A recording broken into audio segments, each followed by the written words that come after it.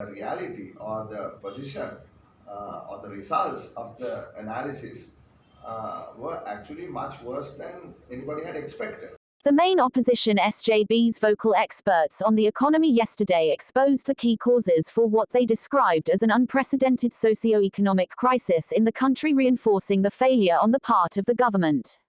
Samagi Jana Balawegaya MPs Kabir Hashim, Dr. Harsha de Silva and Eran Wickramaratne, who form the nucleus of the party's Centre for Economic Policy, in a joint briefing to the media listed several policy fiascos of the government and its failure to heed warnings fired as way back as 2020 by the opposition. Commanding a collective qualified economics and finance knowledge and expertise of over 100 years, the trio also suggested what the government could have done to avoid the current crisis engulfing the country. They also came up with SJB's strategies to save the country from a further morass. They stressed that their views and recommendations are made in the national interest and as a responsible opposition. Hashim blamed the banning of fertilizer imports, more on account of lack of reserves than love for organic farming, as the root cause of the food crisis, and warned vegetable prices will continue to skyrocket in the upcoming months.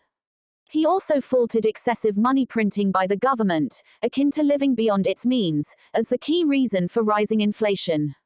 Thirdly, he said by mismanaging the economy via wrong policies and initiatives, Sri Lanka lost international confidence and credibility with successive downgrading of sovereign ratings. අපි රාජ්‍ය ආදායම් කප්පාදු කරපු ගමන් ඒ ජාත්‍යන්තර ප්‍රාර්ථන වෙළඳපොළට යන පණිවිඩය තමයි ශ්‍රී ලංකාවේ ලොකු මූල්‍ය ප්‍රශ්නයක් ඇති වෙන්න පුළුවන් කියන සැකය. මේ වෙනකොට ශ්‍රේණිගත ආයතන කිසිසේත්ම රට අපිව පහත හෙලලා නැහැ. ශ්‍රේණිගත ආයතන ඒ වෙනකොට තීරණ අරගෙන නැහැ.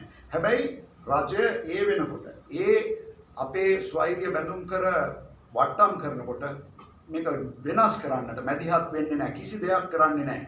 එතකොට එහෙම යනකොට තමයි ඒ ශ්‍රේණිගත ආයතන රජයත් එක්ක කතා කරලා සාකච්ඡා කරලා මහ බැංකුවත් එක්ක සාකච්ඡා කරලා අවවාද කරලා මේවා නිවැරදි කරන්න කියලා උපදෙස් දීලා දිගටම කිව්වට කිසිම ක්‍රියාමාර්ගයක් ගන්නෙ නැති නිසා 2020 සැප්තැම්බර් මාසෙ වෙනකොට ශ්‍රේණිගත ආයතන ශ්‍රී ලංකාව පහත හෙලනවා. He recalled that it was during Mahinda Rajapaksa's presidency that international rating agencies such as Fitch and Standards and Poor's set up offices in Sri Lanka, and the issuance of the first international sovereign bond of $500 million in 2007. However, Kabir regretted that the very leadership and their supporters were faulting these agencies today with various accusations, when ratings were downgraded for credible reasons.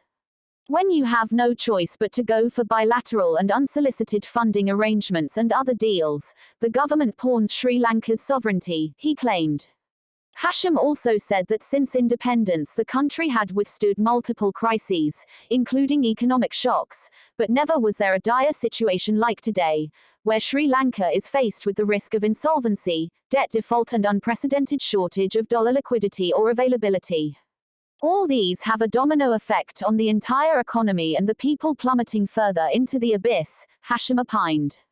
The root of the current crisis is beyond COVID, as the President Gotabaya Rajapaksa regime soon after assuming office took several wrong decisions long before the pandemic struck the country, he said, referring to sharp reduction in VAT and income taxes among others.